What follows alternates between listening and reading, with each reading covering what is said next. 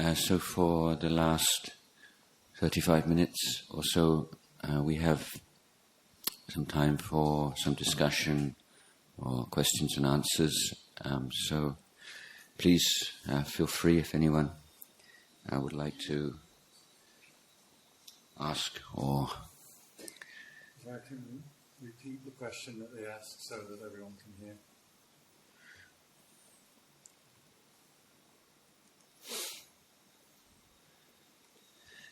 So don't be shy, you can be the first one.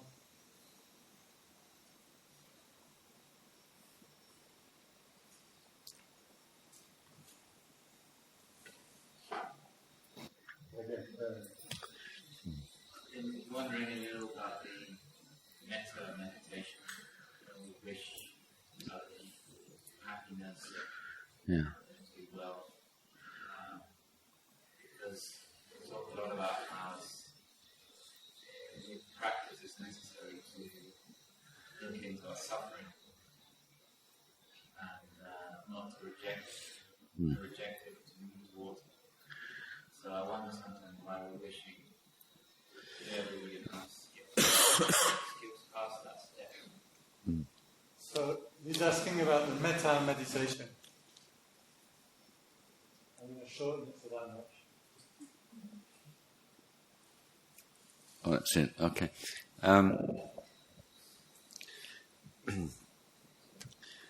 As regards the penetration, the comprehension of the nature of suffering,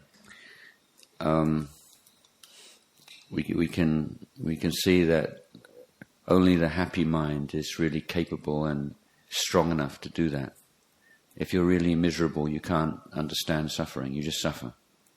So it's the happy mind that can understand the nature of suffering. And the metta meditation is a method, a very simple, straightforward, accessible method of making yourself happy, because wishing others happy makes you happy. So that's the link. But it's more, I think, more accurate to say wishing others well, in the sense that I think most people have this reservation about it. What about, somebody who's really nasty and immoral, and how can you wish them to be happy? It just doesn't seem possible to do that. Why would you do it? The metta meditation in such a case would be that you look at what is it particularly in that person's conduct or that person's personality which is so objectionable. Let's say that person's very selfish or aggressive, let's say. So in that case, may that person know the happiness of freedom from selfishness. Could that person know the happiness of unselfishness? Or could may that person realize the freedom of kindness and to let go of aggression? So rather than being an obstacle to spreading metta to someone, that's your particular focus. So if you're just doing this kind of may everyone be happy, it becomes kind of robotic and it tends to become more like a mantra after a while. So you have to find ways of freshening it up and making it more specific. Like it's a really good, really fun thing to do in airports or where you're sitting somewhere and you've got a long wait and you just see people going and you try to think, what good thing could you wish that person? There's some specific thing. So if someone's walking with a limp or they're overweight, or then you wish them can they be free of pain in their legs, or can they be free of the discomfort of being overweight, and so it's a really fun and uplifting thing to do in those kind of times where you're just sitting around and nothing to do, and sitting on a bus, on a train, in an airport, in a bus station. It's It's something that you don't need to go to a particular place to practice, and it just feels so good, And there's you may have heard of a well-known Buddhist teacher called Bhante Gunaratana, who lives in his monasteries in West Virginia. And he was relating how this is his practice when he does a lot of traveling, teaching. And when he was sitting in an airport once, and he just closed his eyes and does his metta meditation. And then he felt something and he opened his eyes, and this little girl had climbed on his lap and was hugging him, and he was a bit, and then the mother came along and she's telling the daughter, time to go, we got to get on the plane, and she wouldn't let go of him, and so it's it's a beautiful thing to do. It makes you happy, and it does affect the atmosphere around you. And there's a very I think profound connection between fear and aggression. That aggressive people will feel a lot of fear because they're aggressive to others. Then they assume that other people are going to be aggressive towards them, and so feel unsafe. So through practice of loving kindness, then you deal with that. You feel safe. It's not to the extent you're heedless or you're not taking care of yourself, but it takes away that sense of alienation and loneliness and all this kind of people negative energies around you. And the Buddha said the one who develops metta meditation is beloved of humans, good humans, and beloved of the unseen beings as well. So it is in from the most mundane physical sense, it is a protection for you as well.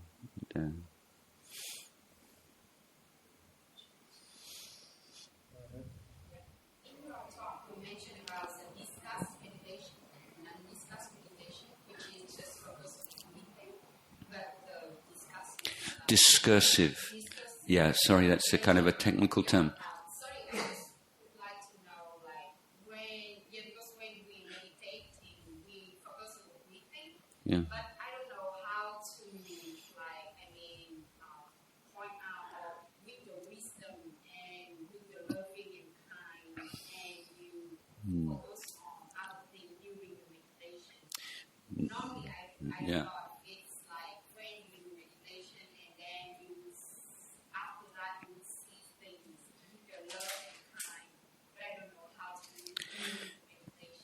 Yeah. What exactly is the question?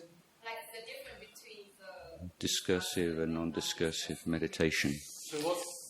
So other people can hear. She's asking, what is the difference between meditation with the discursive mind, which means thinking, and the non-discursive mind, which is when there is no thinking? the examples of how to meditate. Yeah, so I'm sorry if I wasn't clear enough with that. The point I was trying to make is that the meditation on the breath, particularly at the point of the nose, is quite a subtle meditation object. And I think that many people become very frustrated with it or discouraged with meditation because they try to meditate on that point straight away. And often you need to have some preparation. So it's like you have to massage, you just or warm up in some way before the mindfulness is strong enough to be able to benefit from that kind of meditation. So one technique that I taught just now in the meditation is just this more kind of relaxed, going through the body. So you're gradually sort of becoming accustomed to being with the breath in a more relaxed way, and then you gradually focus down to one spot. But the other way is to begin the meditation with like a thinking meditation. So you can go through the 32 parts of the body, or you could do some reflection on death or some particular teaching. So it means that sometimes you feel, there's just, if you try to stop your mind and just go with your breath, it won't do it. It's just too much. It's just going against the flow too much. So you say, okay, you want to think, but you have to think in the way I tell you to think, just about this particular topic. So it's rather than meditation on a sensation or a theme or a point, it's a meditation on a theme, on a topic of Dhamma.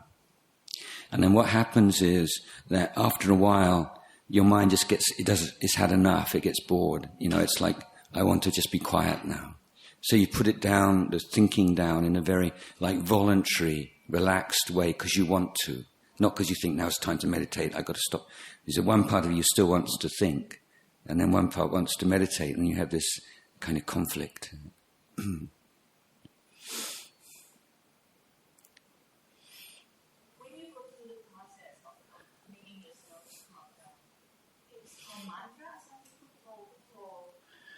Yeah, that's another option. You see, the point is, how can you persuade your mind to be with this sensation of the breath? So, if you have developed this already, or you have some barami, maybe it's quite easy that the mind just will stay with the breath. But one way of teaching the mind to be with the breath, just giving it an extra little job to do, is you use like a putto on the in-breath. You could use any word. I mean, putto is especially profound for a Buddhist. It's better to stick with, I mean, it's not hard and fast, but it's better to stick with one word, and then it becomes like natural to you to do that. But to remember that Bhutto is just a skillful means, a technique to persuade your mind to stay with the breath. And then after a while, if you keep doing it, then you don't need the Bhutto anymore. Okay? It depends. If your mind won't stay with the breath, just with the sensation, then you try Bhutto. Is that a good way for you? And Bhutto is easier to stay with the breath, and Bhutto is good for you. But what will happen is if after a while, then if the mindfulness is strong enough, then the Bhutto feels like too coarse. And the mind just puts it down and just goes to the sensation. So what you want the clear awareness of the sensation. But if you can't sustain the clear awareness of the sensation, you can use a word like Bhutto, or you can use counting or some other method just to teach the mind how to be with the breath without wandering off somewhere else. Yeah.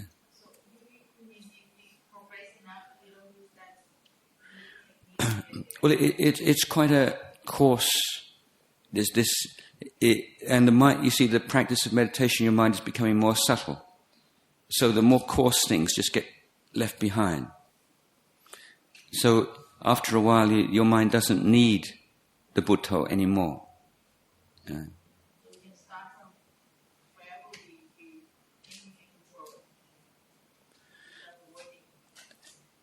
It depends, the idea is how can you be mindful, aware, bright, present with the breath? If you are developed enough that you can be with the sensation, then that's great, that's best. But if that's still a little difficult, then you can use some other technique to help, like counting the breaths or using a mantra like Bhutto. So this is the preliminary practice. But then after a certain time, mindfulness becomes very strong. It doesn't need the word anymore.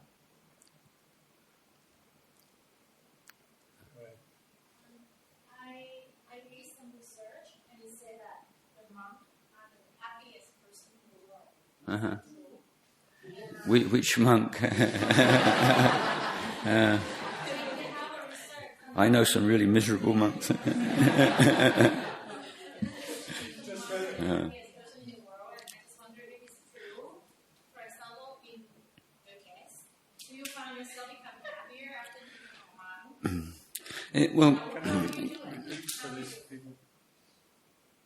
Yeah, asking are monks the happiest people in the world? Well, happiness, there's many different levels of happiness, of course, but let's say the most stable and let's say we can evaluate quality of happiness by how conditioned it is. So if you have a happiness which depends on so many different things, it's very weak and unreliable happiness. Okay, if it's dependent on something outside yourself, which you can't control, then it's always unstable. So the highest kind of happiness is one which is not dependent on some external stimulus or condition. It's present all the time. And that's only possible when the mind is free of defilements. Okay? Defilements, or the giled. Okay? So it's not a matter of being a monk or a nun or a lay person. The happiness is a function of how much defilement you have in your heart. So if a very well-practiced lay person who's able to let go of the defilement, then they can be as happy or more happy than a monk who hasn't done that. But earlier when in the talk, I was talking about this like education or cultivation, all these areas of your life. And these are ways of increasing happiness in your life. If you're not looking after your body, if you're not eating properly, you're not exercising properly, you're not sleeping properly, you're not going to be very happy. If you have a dysfunctional relationship with your telephone or your iPad or your computer, you're not going to be very happy. You're going to be just strung out with too much information. If you don't know how to live harmoniously with your family and the people around you, you're not going to be happy.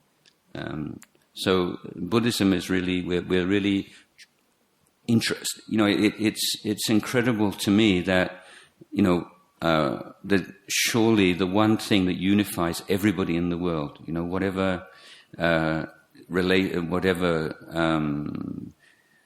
race, whatever religion or no religion, you know, everybody wants to be happy. But yet, how many educational institutes even ever talk about this? You know, how many degree courses are there in, you know, the way towards happiness or the way to deal with unhappiness? So it's so normal, we don't just take it for granted. But the thing that's the most important thing in life, happiness and suffering, is something that you can study. You can go all the way to PhD. You start off in preschool and go all the way to PhD, and you never even really thought about it. You know, it's a huge sort of black hole, blind spot. So this is what Buddhism's really about. What is happiness? What is suffering? You know, how can we be free of suffering? How can we experience more happiness? These are the really important questions that, you know, we have to ask ourselves. So I think that one of the things that distinguishes Buddhism, for me at least, and as me as a teacher, is I see my role as encouraging people to ask good questions about their life, rather than me, I'm the one who knows all about Buddhism and I'm going to tell you. You know, I think that we have within us the wisdom and the ability to ask these questions and find good answers, but we're not encouraged enough to do that in our society. The research also shows that to be happy, you need to be married. So don't believe the research. Yeah, there's research and research, isn't there? Yeah. Sorry, what do you like? Yeah. I want to know a little bit more about the right attitude towards watching defilements. Because you mentioned about positive regard. Sometimes I notice that when I'm aware of defilement, and Yeah. And there's an immediate aversion towards it, immediate intolerance, which itself is another defilement. Yeah, that's what we call vipawa tanha. Can we repeat the question? So go ahead. Okay. He's asking about the defilements, and when you have defilements, he says he gets angry towards them. So that's another defilement. So he's asking how to observe the defilements.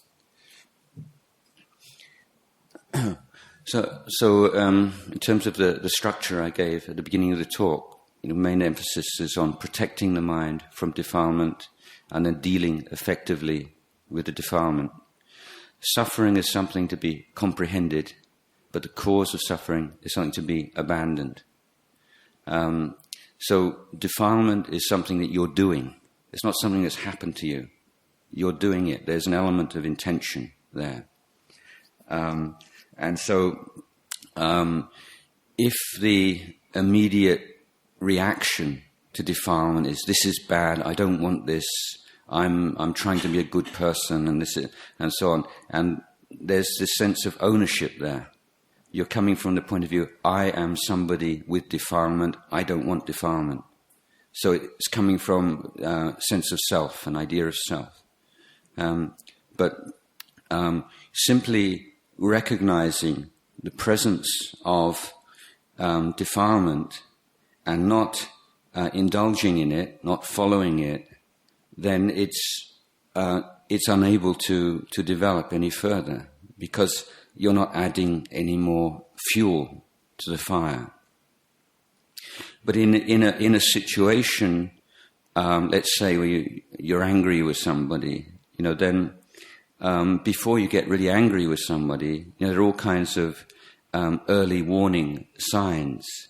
So certain kind of tension may be in your arms or your legs, that's one part of practice, just to develop this kind of like a database of early warning signals that some defilement's on the way, so that you can deal with it while it's still very weak.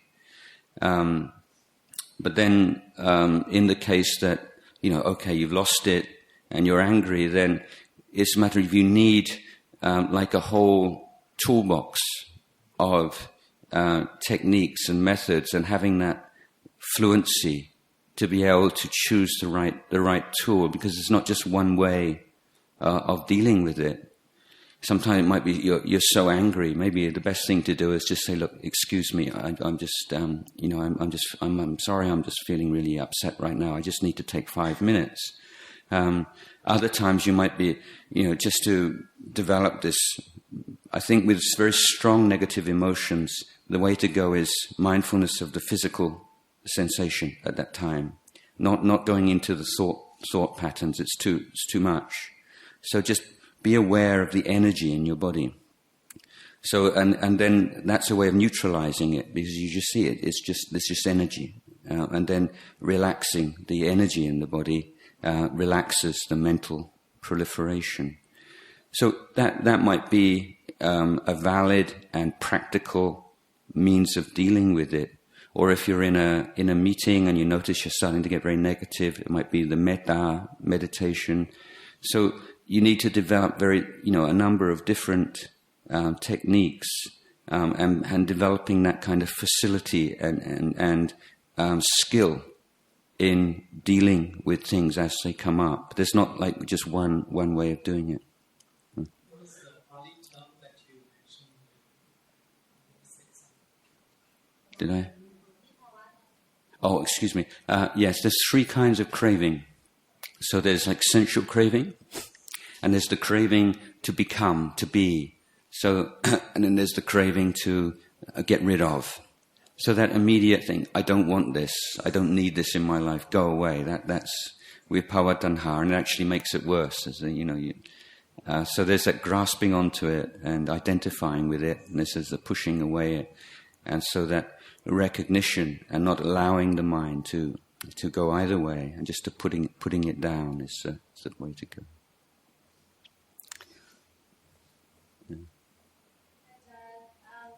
Actually, following up on that, I was wondering if you could talk a little bit about trauma. trauma. Yeah. Yes, exactly. I think it's related to that. But I find that it's very intense for like trauma, even in day-to-day life. So the methods for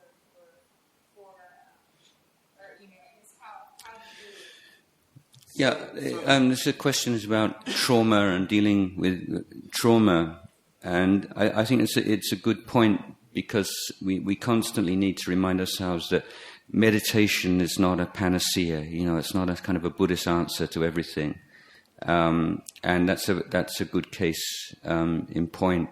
Many years ago, 20-something years ago, I was in Massachusetts. I went to Lowell, Massachusetts, where there's like 20,000 Cambodian, at that time, probably a lot more now, a number of Cambodian temples there. And the abbot of one of the temples, and he was quite a well-known meditation master. And I asked him, I said, these people completely traumatized by their experiences in Cambodia and the Khmer Rouge, and what do you teach? How do you teach meditation? And he said, that's a long time in the future. What I'm teaching them now is generosity, kindness, sila. And so this is how you build up that base to the extent where you have enough, sense, I use that sort of technical term, positive regard, is a sense of well-being and safety, that then you can apply those kind of meditation techniques.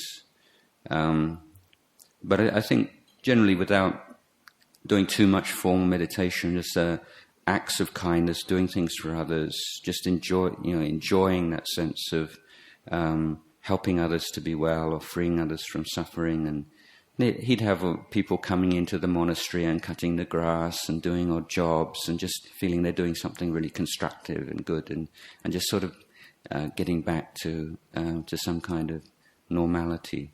So I don't think that there's that getting people who've been traumatized to go on meditation retreats is a good idea at all. It's probably a bad idea.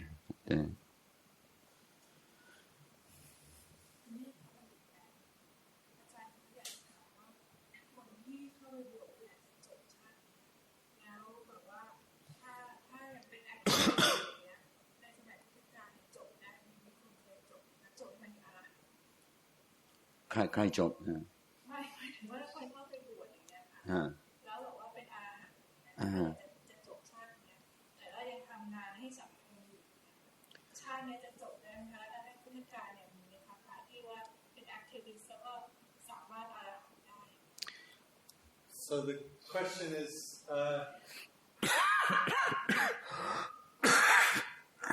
how do you get enlightened in one lifetime? Especially if you have a job. Yeah. This question is about is there any inherent conflict between social activism and spiritual path liberation?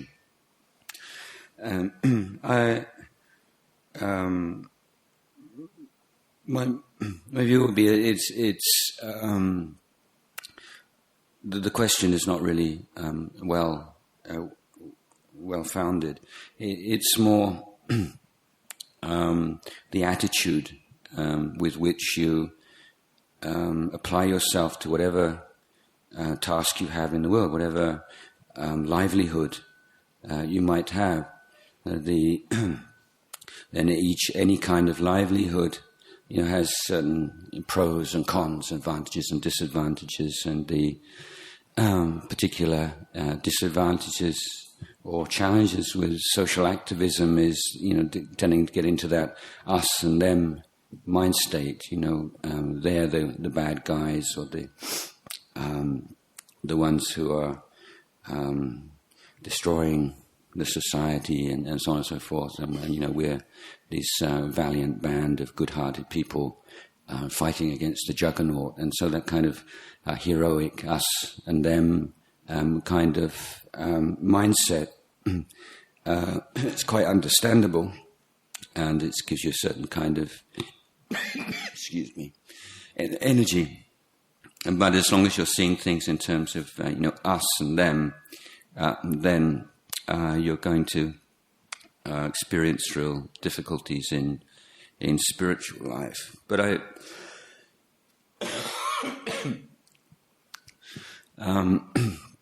from the time of the Buddha, lay people leading good lives in society, even married children, have realized the first, second, third level of enlightenment, most commonly the first level of Sotapanna. I think it's extremely difficult to reach the Arahant level as a lay person. But if you reach the Sotapanna level, I mean that's pretty good already.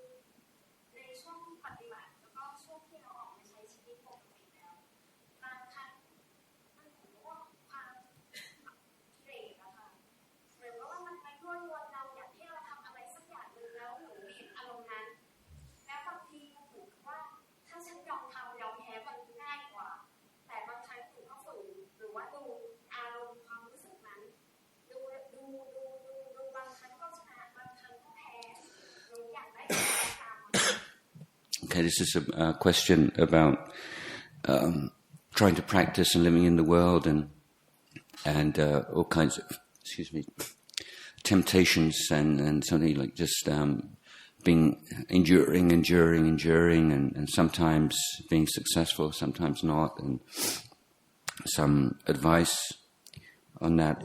So in any practice, you always have to cover the area of conduct, the area of the heart, and the area of wisdom, sila, samadhi, panya.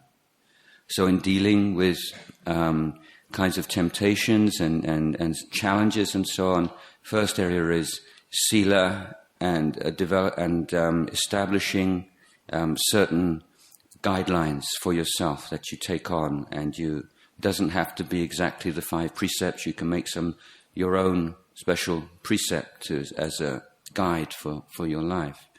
So you have to be working on that level, on the sila level. Then on the samadhi level, you have to be constantly working in recognizing and letting go of the defilements that cause you to indulge in the temptation, and also to be strengthening and cultivating the positive qualities that oppose negative quality. And thirdly, and most importantly, is wisdom and understanding. It's like if I say to you, this is so delicious. This is the most delicious drink in the world, but don't have any of it. I'm going to leave it here, but you just don't take any, okay? And that's difficult, isn't it? It's and maybe sometimes and I'm just going to leave it here, and you can come any time and take it, and no one's going to tell you. No, it's not against the law. It's not. I've told everyone if she wants to take this, she can take it. Okay, so you've got this constant kind of temptation. So as long as you believe that that's really super delicious, you can never really let go of it. Sometimes you can be really strong, but other times maybe, you feel a bit tired and you think, yeah, I really deserve that. I've had a hard day and, just a little bit, But then if you find out that actually this is poison, it tastes good, but if you drink it, you die, then you don't want to drink it anymore. And that's just the wisdom. As long as it's just like the samadhi, it's this incredible thing. I've got to be a good boy or a good girl. I'm not going to do it. Don't do it. And you're constant, fighting between one side and the other side. But then when you have the wisdom to say this thing that you think is going to do it for you, is going to make you happy, is going to answer all your problems, it doesn't. It's not what you think it is. Then there's no struggle anymore. The struggle is there because you're imagining, or your understanding is that this is something which is going to take away all your pain and all your suffering, and you're going to live happily ever after, or whatever.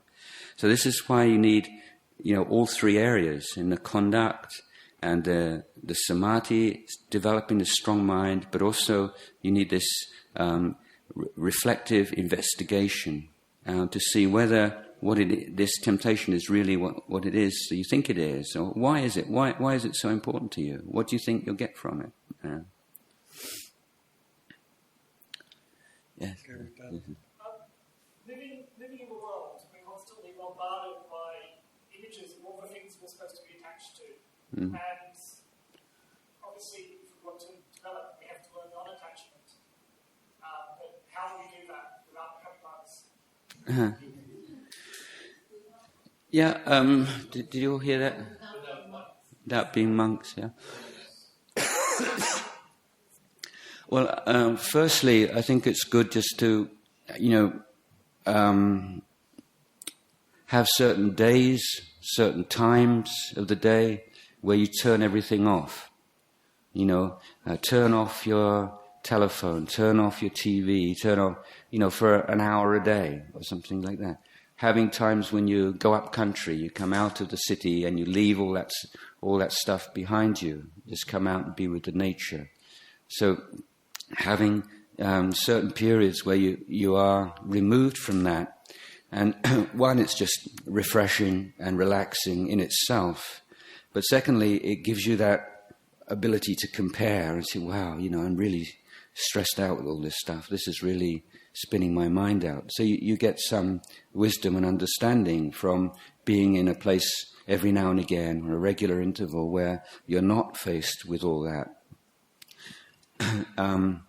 I think it's really, I like to just look at advertisements and try and work out what it is that they're, how they're trying to manipulate you. It's just a really good game to play if you're in a traffic jam or something. What is it? What kind of button are they trying to press? And that developing that is just being aware of someone. Someone is out there is trying to press a button. And it's just I'm not going to let them do that. Why should I? So the more you develop the mindfulness, you're developing meditation and just slowing down a bit and simplifying your life where you can, then I think you start to develop a better sense of how much, to what extent, you want to engage with all that stuff, and everyone's situation and is different, and the responsibilities you have and so on and so forth. So it's not a matter of being a monk in the sense of there's certain basic principles, of having times of removing yourself from all this, a sense of sense restraint, a sense of observing what things do to your mind and trying to take care of your mind more, simplifying your life wherever you can. So these are the things that are taken to their kind of, their best possible level in a monastic environment, but you can adapt them, on a certain level in your own life, as best you can. So you can learn from what monks are doing. Monks are sort of like the professionals. We're living in a environment or a way of life which was set up specifically by the Buddha himself to be most conducive to practice. But then if you can see certain elements of monastic life that you can adapt, on a level that's appropriate to your own life, then I think that's the best way.